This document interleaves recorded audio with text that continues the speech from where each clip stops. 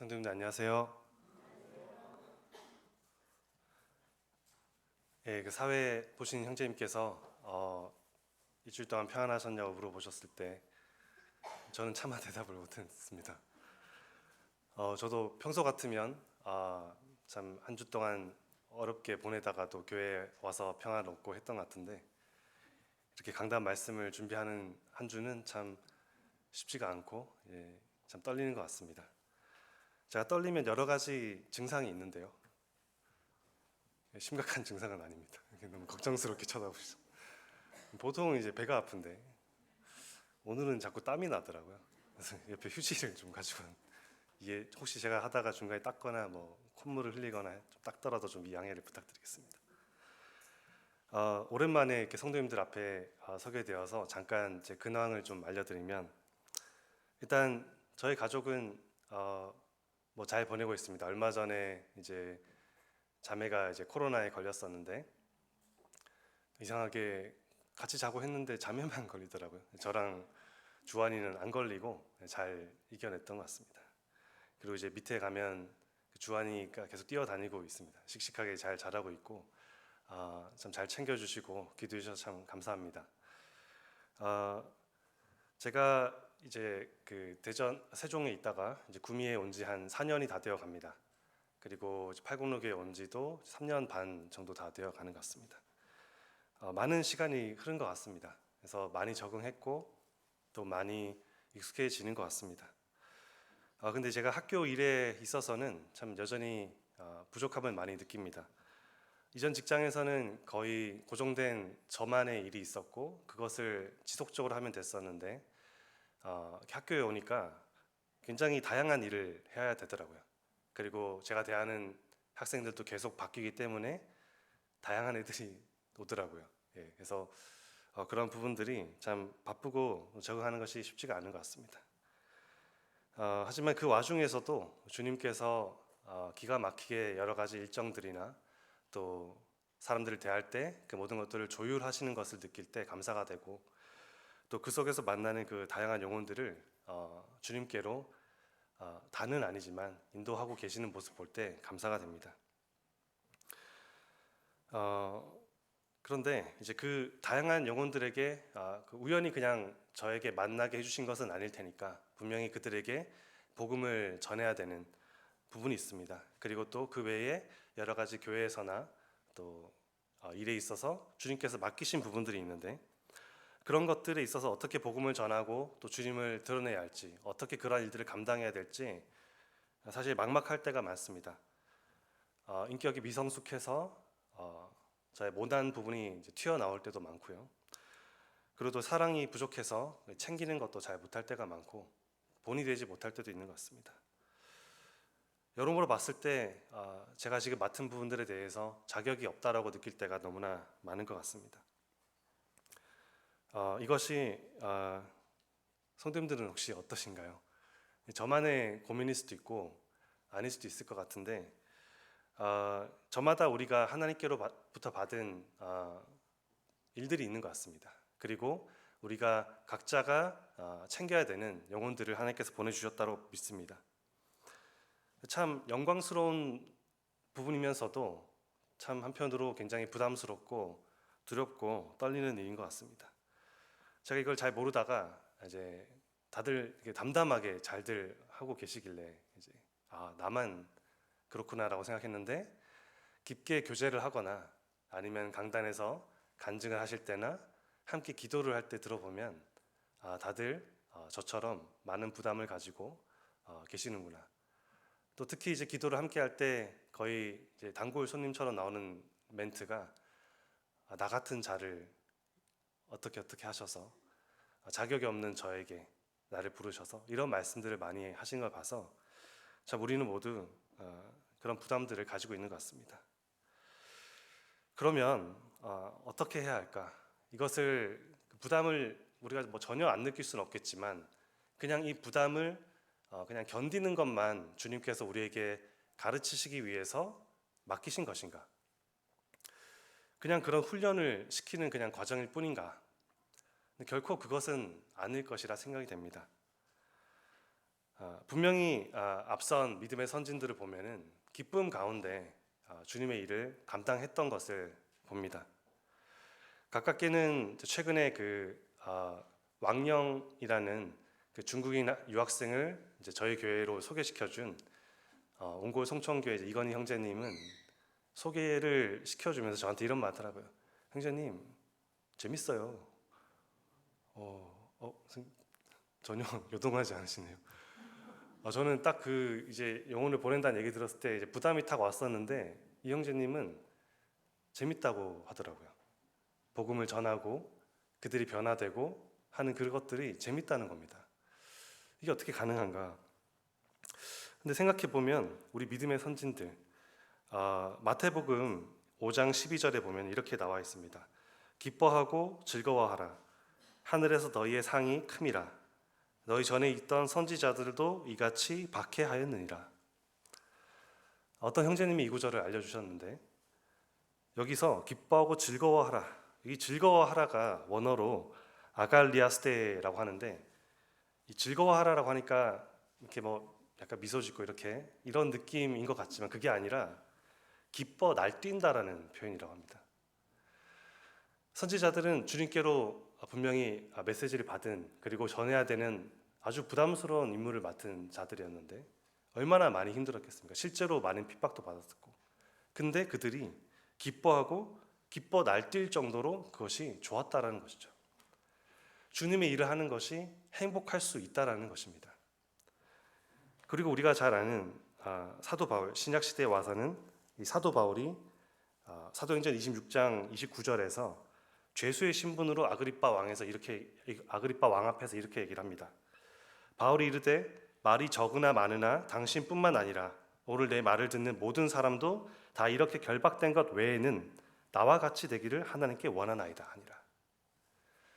자기가 지금 이렇게 죄수의 신분으로 결박되어 있는 것 빼고는 그동안 얼마나 많은 매를 맞았고 얼마나 많은 죽음의 위협을 당했습니까? 사도 바울이. 그럼에도 불구하고 주님을 믿고 주님을 따르는 이것이 좋다라는 겁니다. 행복하다라는 것이죠.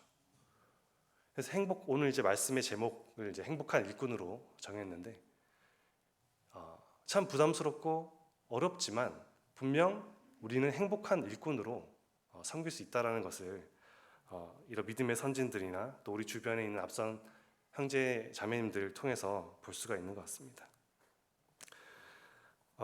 이러한 사도 바울이 성령의 감동하심을 따라 여러 서신들을 기록했는데 그중 하나를 오늘 본문으로 선택을 했습니다. 함께 고린도전서 4장을 읽어보도록 하겠습니다. 고린도전서 4장 1절부터 5절입니다. 고린도전서 4장 1절부터 5절입니다.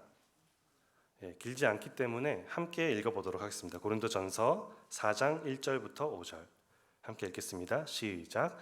사람이 마땅히 우리를 그리스도의 일꾼이요 하나님의 비밀을 맡은 자로 여길지어다. 그리고 맡은 자들에게 구할 것은 충성이니라. 너희에게나 다른 사람에게나 판단받는 것이 내게는 매우 작은 일이라. 나도 나를 판단하지 아니하노니 내가 자책할 것이 아무것도 깨닫지 못하나 이로 말미암아 의롭다함을 얻지 못하노라. 다만 나를 심판하실 이는 주시니라. 그러므로 때가 이르기 전 곧 주께서 오시기 전까지 아무것도 판단하지 말라. 그가 어둠에 감추인 것들을 드러내고 마음의 뜻을 나타내시니 그때에 각 사람에게 하나님으로부터 칭찬이 있으리라. 오늘 이 본문에 이 사도 바울이 스스로 행복한 일꾼으로 살았던 그 비결이 담겨 있다라고 생각했습니다. 제가 느꼈던 감사와 그런 깨달았던 부분들을 함께 성도님들과 이 시간 나누고자 합니다.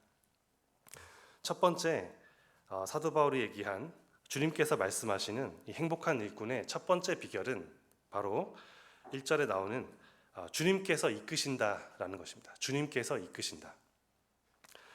1절에 보면 사람이 마땅히 우리를 그리스도의 일꾼이요라는 구절이 있습니다. 여기에서 일꾼으로 번역된 헬라어 단어는 휘페레테스라고 합니다.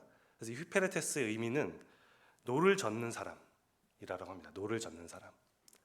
근데 이 노를 젓는 사람이 우리가 호숫가에서 한가롭게 이렇게 노를 젓는 그런 사람을 얘기하는 것이 아니라 로마 시대 때 군함이 있었는데 그 군함의 그 층으로 돼 있는데 그 밑에 층에서 열심히 노를 젓던 그 노예들을 지칭하는 단어라고 합니다. 노예들. 혹시 영화 벤허 보셨습니까? 네, 감사합니다. 일부 때는 이제 청년들이 많았는데 모르더라고요. 예, 그 벤허에 보시면 그 주인공이 그런 과정을 거칩니다. 배 밑에서 아주 고생하면서 노를 젓는 장면이 나오는데 바로 그러한 신분이 바로 이 휘페르테스가 쓰인 단어라고 합니다. 그런 의미로부터 이제 일꾼이라는 의미가 파생된 것인데 결국에는 아주 낮은 계급의 노예를 여러 어떤 종 중에서도 가장 낮은 계급의 노예를 표현하는 것입니다. 거기에 영어에도 표현되어 있지만 매를 맞기도 하고 뭐 말을 안 들으면 이제 죽이기도 하는 그런 낮은 신분으로 스스로를 지금 표현하고 있는 것입니다. 그들은 단순히 노만 젓고 결국 명령을 내리는 이는 따로 있었죠. 그 위에 층에 있는 선장이 어디로 갈 것을 방향을 정해서 알려주면 거기에 따라 가지고 노를 젓는 사람들은 그냥 젓기만 하는 그런 모습을 우리가 볼 수가 있습니다. 어떻게 생각하면 그 장면을 떠올리면 참 다행입니다. 만약에 그 노를 젓는 사람이 그 환경을 보면 사방이 다 막혀 있는데 그 노를 젓는 사람이 방향까지 만약에 정해야 했었다라면 엉망이 되었겠죠. 암초도 보지 못하고 부딪혔을 것이고 정했던 목적지에 도달하지도 못했을 것입니다. 정말 다행히도 이 노를 젓는 휘페르테스들은 열심히 노를 저으면 됩니다. 방향을 정하고 명령을 하는 이는 바로 선장이기 때문이죠. 이와 같다라고 사도 바울이 우리에 대해서 얘기를 하고 있는 것입니다. 전도서 11장 6절에 보면 너는 아침에 씨를 뿌리고 저녁에도 손을 놓지 말라. 이것이 잘 될는지 저것이 잘 될는지 혹 둘이 다 잘 될는지 알지 못함이라 라고 기록이 되어 있습니다. 결국에는 어떤 것이 잘 될지 못하니까 해보라는 것이죠. 어쩌면 우리가 맡은 주님의 일을 부담스러워하는 이유 중에 하나가 너무 많은 예측을 하려 하기 때문이 아닌가 생각이 듭니다. 물론 어느 정도 준비는 해야겠지만 우리는 결코 완벽한 준비를 할 수가 없는데 걱정이 되니까 우리 힘으로 뭔가를 하고 싶고 그게 또 우리 마음이 편하니까 그럴 것 같아서 자꾸 너무 예측을 하려다 보니까 너무 계산만 하고 있는 건 아닌가. 그래서 부담이 너무 느껴지는 게 아닌가라는 생각이 듭니다. 불확실성이 분명히 있지만 주님께서 방향을 정하시고 말씀하신 바가 분명하다면 잘 모르지만 가보는 것이 바로 주님의 뜻이고 그것이 바로 그렇게 노를 저어서 가보는 것이 바로 여기서 말씀하시는 휘페르테스의 진정한 자세라고 하는 것이죠. 이 휘페르테스라는 단어에 또 다른 의미가 하나가 있는데 그 노예라는 원어적인 의미에서 좀 더 파생이 되어서 성경에 보면은 조수 또는 보조자의 의미로 또 사용이 되었다고 합니다. 조수 또는 보조자. 결국에는 주도적으로 일하는 분이 따로 있다는 거죠. 주도적으로 일하는 분이 바로 우리 주님이시라는 겁니다. 휘페르테스 입장에서는 바로 그 선장이라는 것이죠. 우리는 그저 그의 보조라는 얘기입니다. 우리가 하나님 일을 할 때에 우리가 착각하기 쉬운 것 같습니다. 하나님께서 우리에게 어떤 일을 맡기실 때 하나님 할 수 없는 일을 맡기시는 게 절대 아닌데 마치 우리는 하나님을 위해서 그 일을 우리가 해드리는 것처럼 착각하기 쉬운 것 같습니다. 근데 그것이 아니라 하나님이 하시는 일이 있고 이미 하나님은 하고 계시고 우리는 그저 그 일에 보조자로서 참여하는 것인데 우리가 자주 까먹는 것 같습니다. 사실은 이 노를 열심히 젓는 이 역할 역시도 선장이신 주님께서 우리에게 기회를 주셨기 때문에 할 수 있는 것인데 우리가 그것을 자주 잊는 것 같습니다. 특히나 우리는 그 배 안에서 어느 위치에서 우리가 노를 저어야 우리가 잘할 수 있는지도 모르는데 오로지 주님께서 주권적으로 이곳에서 어느 정도 힘으로 노를 저으면 된다라고 지시를 해주시기 때문이죠. 존 파이퍼라는 목사님은 비슷하게 이렇게 얘기를 합니다. 우리가 하나님의 일을 할 때 하나님의 은혜에 대한 빚을 갚는 것이 아니다. 오히려 하나님의 일을 하면 할수록 더 많은 은혜를 입어야 한다 참으로 아멘이 되었습니다. 근데 자주 까먹는 것 같습니다. 마치 우리가 주님의 일을 할 때 이 정도 수고를 했으니 나를 구원하신 주님의 그 은혜에 조금이라도 갚아드린 것이 아닌가. 근데 그게 아니라는 것이죠. 많은 앞선 형제 자매님들께서 말씀해 주시듯이 사실은 더 큰, 더 부담스러운 주님의 일을 하면 할수록 그럴수록 더 주님의 은혜를 구할 수밖에 없다라고들 말씀하십니다. 그런데도 저는 이런 주님의 일을 할 때 뭔가 주님을 위해서 해드린 것 같아서 이제 우쭐거리는 그런 모습도 있었던 것 같고, 근데 사실은 오히려 이제 주님의 은혜를 더 많이 받았을 뿐이라는 것을 다시 한번 새기게 되었습니다. 우리가 일꾼으로 그리스도의 일꾼으로 주님을 섬기는 것은 전적으로 주님의 능력이고 주님의 은혜라는 것을 잊지 말아야 될 것 같습니다. 베드로전서 4장 11절에도 이렇게 나와 있습니다. 만일 누가 말하려면 하나님의 말씀을 하는 것 같이 하고 누가 봉사하려면 하나님이 공급하시는 힘으로 하는 것 같이 하라. 모든 능력이, 모든 힘이 주님께로부터 나온다라는 것이죠. 결국 주님의 사역은 주님께서 이끄시는 것이라고 말씀하십니다. 그저 우리는 보조자고 겸손히 노를 젓고 있으면 된다는 것이죠. 이것이 바로 행복한 일꾼의 첫 번째 비결이라고 말씀하십니다. 참 감사가 되었습니다. 사실 이 부분을 보면서 제가 제일 먼저 떠올랐던 것은 청년회였습니다. 지금 청년회 교사로서 청년들과 함께하고 있는데 많은 부담이 있습니다. 물론 지금 청년들이 너무나도 스스로 잘 하고 있지만 분명히 그들 역시 저희가 다 그 청년의 시절을 거쳤듯이 조금만 잘못하면 유혹에 빠지기 쉽고 부러지기 쉽고 넘어지기 쉬운 그런 시기입니다. 너무나도 지금 잘하고 있지만 그렇기 때문에 또 한편으로 걱정도 되고, 근데 이런 이들을 제가 교사로서 잘 이끌 수 있을까? 그런 부담들이 많이 있습니다. 근데 오늘 이 말씀을 봤을 때 참 위로가 되었습니다. 이끄시는 분이 주님이시다.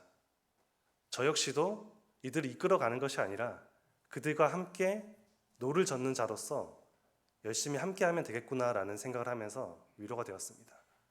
다만 조금 더 나이가 있는, 경험이 있는 노를 젓는 자로서 만약에 노를 젓던 한 청년이 좀 힘들어하면은 도닥여주고 그런 역할들을 제가 하면 된다는 생각에 참 마음이 편했고, 혹은 선장이신 주님께서 말씀하시는 것을 잘 못 들은 휘페르테스가 있다면 제가 가서 대신 전해주고, 그런 생각들을 하면서 위로가 되었습니다. 그 정도의 청년의 교사로서 역할을 하려고 합니다. 그렇게 해도 될까요? 네. 두 번째 주님께서 말씀하시는 행복한 일꾼의 두 번째 비결은 주님께서 맡기셨다라는 것입니다. 주님께서 맡기셨다.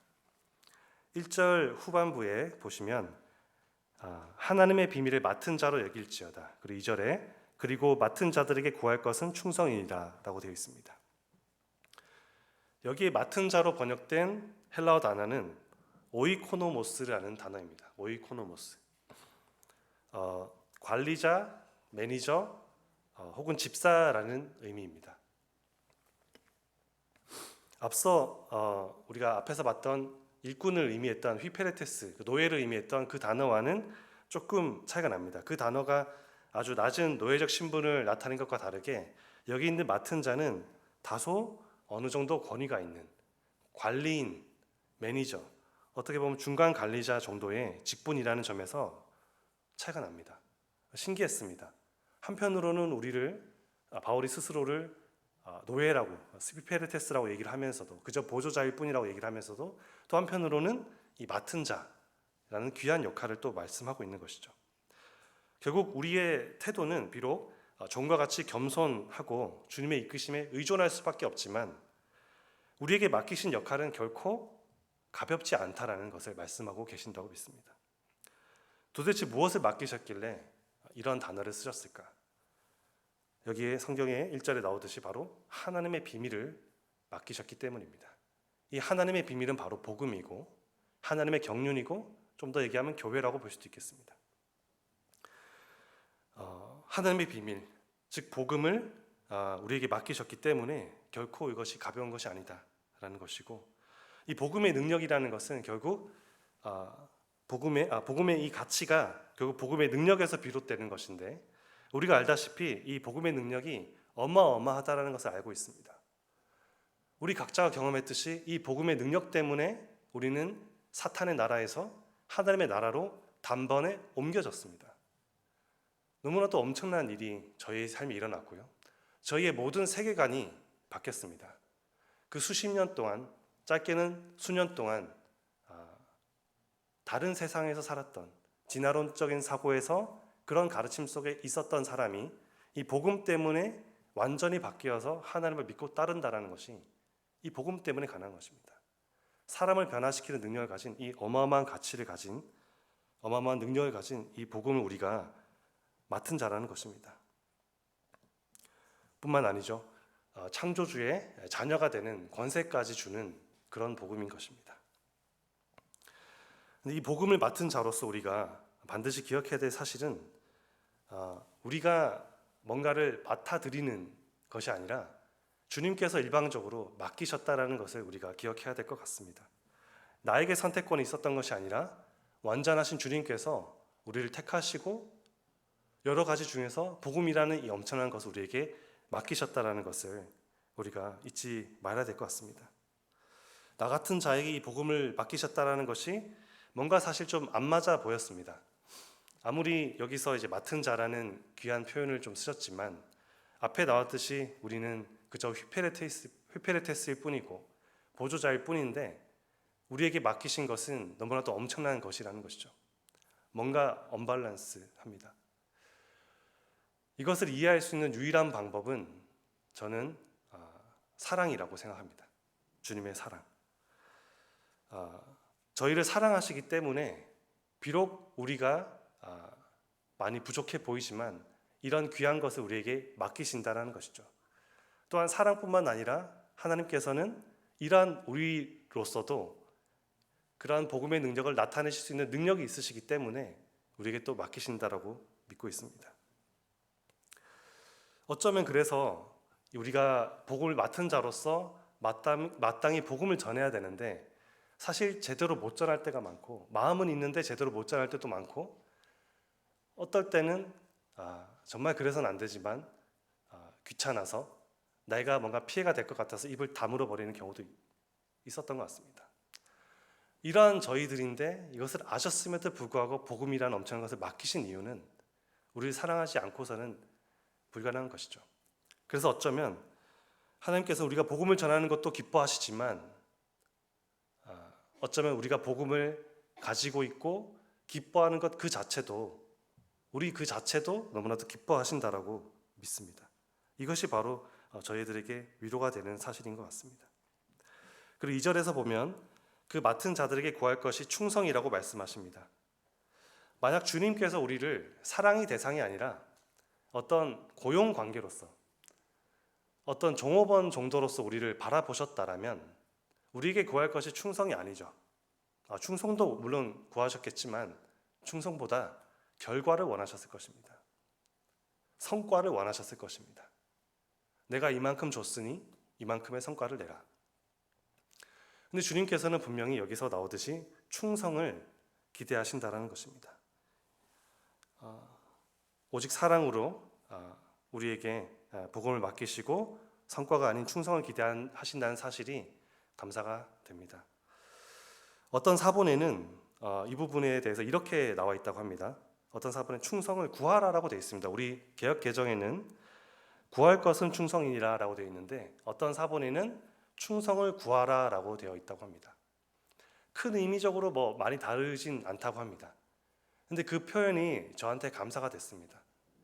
주님께서 우리에게 귀한 이 복음을 맡기시면서 유일하게 기대하신 것이 그 충성인데 그 충성조차도 주님께 구할 수 있다는 것이고 우리가 그것을 구할 때 주님은 우리가 충성할 수 있도록 능력을 주신다는 것이죠. 충성할 수 있는 마음 역시도 주신다라는 것이죠.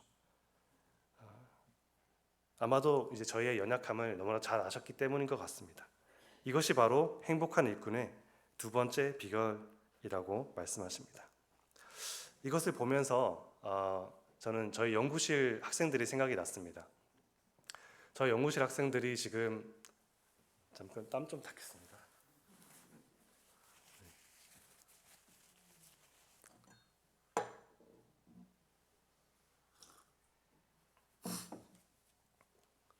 예, 지금 저희 연구실 학생들이 지금 석사 과정이 한 6명이 있고 학부 연구생이 한 8명 정도, 한 14명 정도 있습니다. 이제 곧 졸업하는 학생들에서 좀 바뀌긴 할 텐데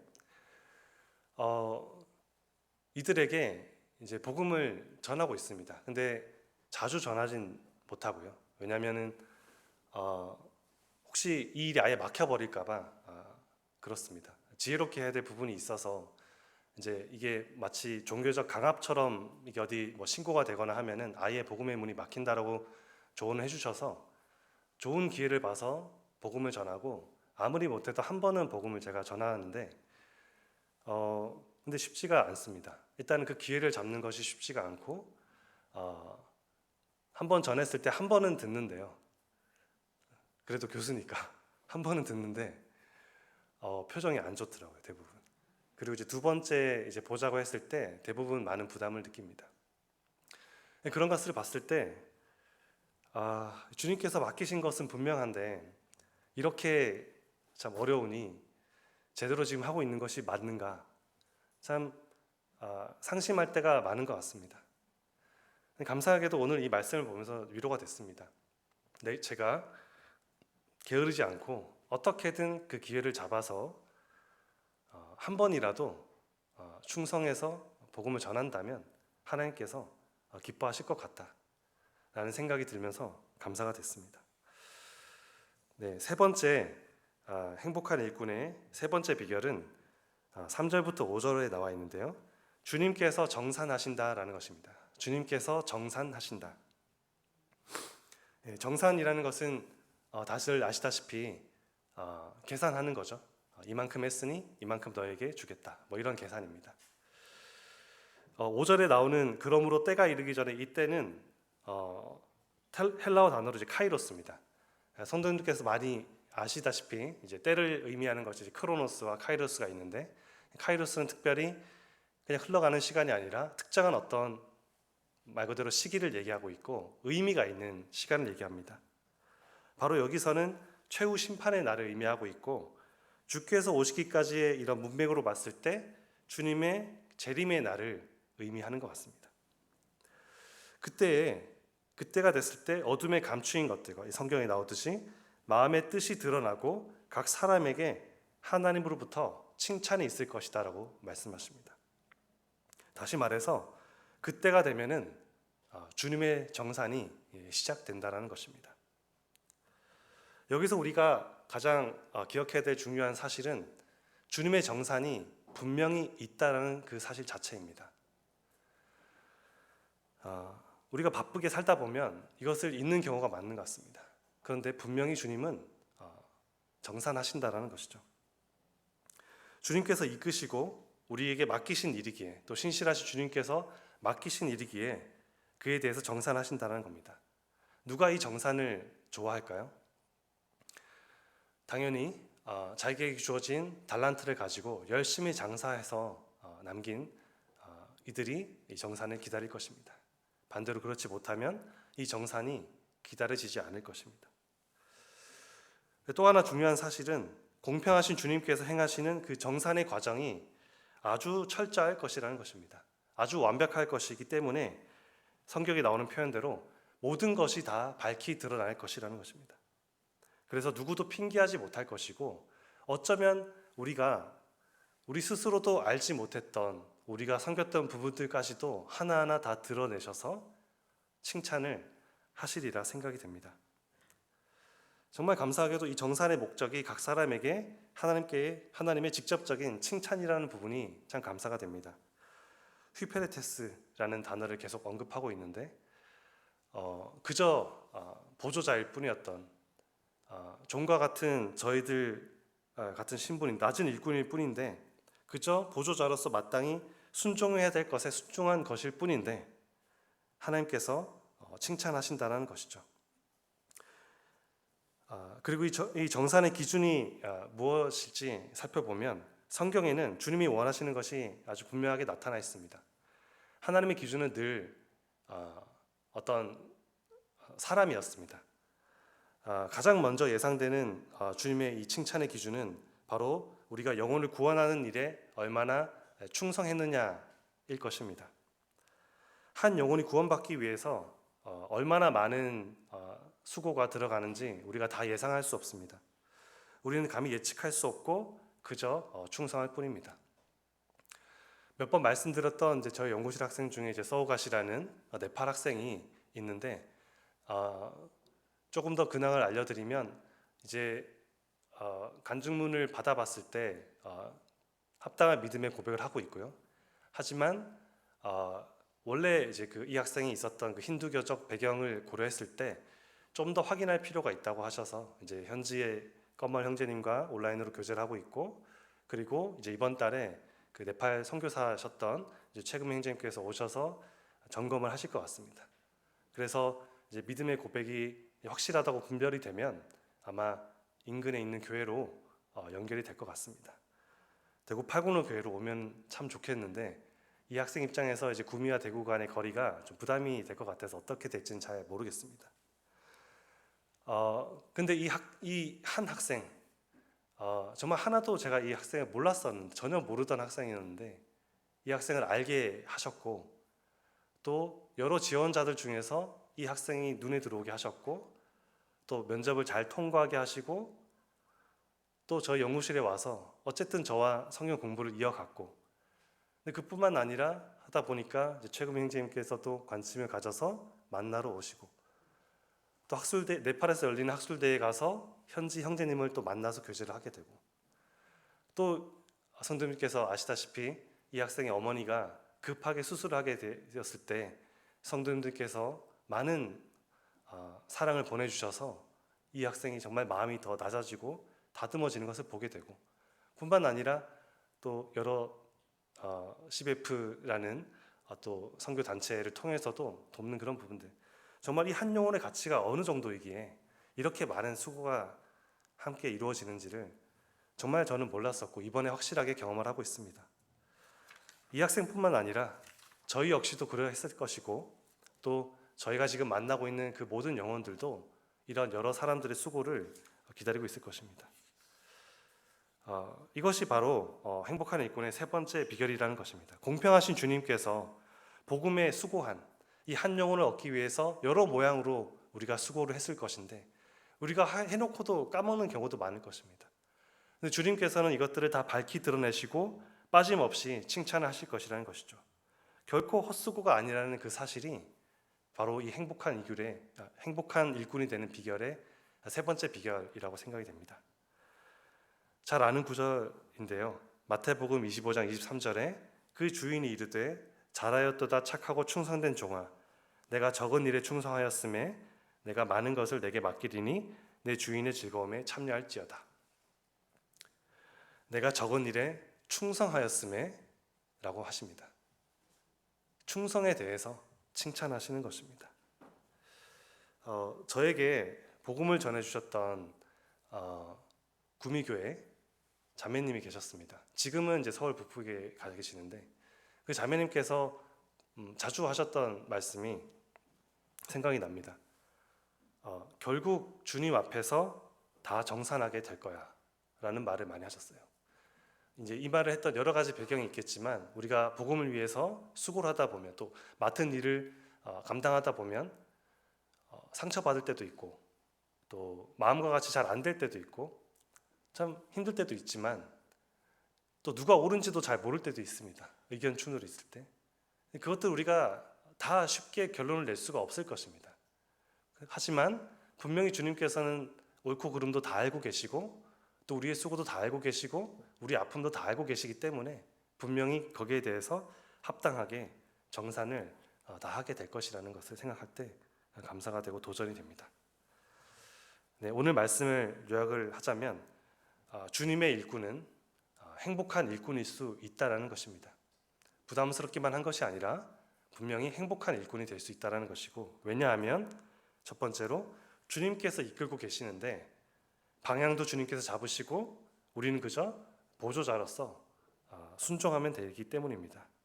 두 번째, 주님께서 맡기셨는데 그 이유가 오로지 주님의 사랑 때문이고 성과가 아닌 충성을 기대하시기 때문입니다. 세 번째, 주님께서 정산하시는데 공평하신 주님께서 빠짐없이 칭찬하실 것이기 때문입니다. 끝으로 이 행복한 일꾼 사도 바울은 혼자 일한 적이 없다는 것을 우리가 생각해야 될 것 같습니다. 늘 사도 바울의 곁에는 동역자들이 있었고 성경에 보면은 항상 그 안부 인사에 그 동역자들을 언급을 합니다. 우리 역시도 교회나 직장에서나 어떤 주님의 일을 감당함에 있어서 혼자가 아니라 어떤 주님의 일이든 함께 참여하고 함께 행복을 누리고 그렇게 함께 칭찬을 받는 저희 대구 팔군호 교회 성도님들이 됐으면 좋겠습니다. 기도하고 마치겠습니다. 하나님 아버지 감사합니다.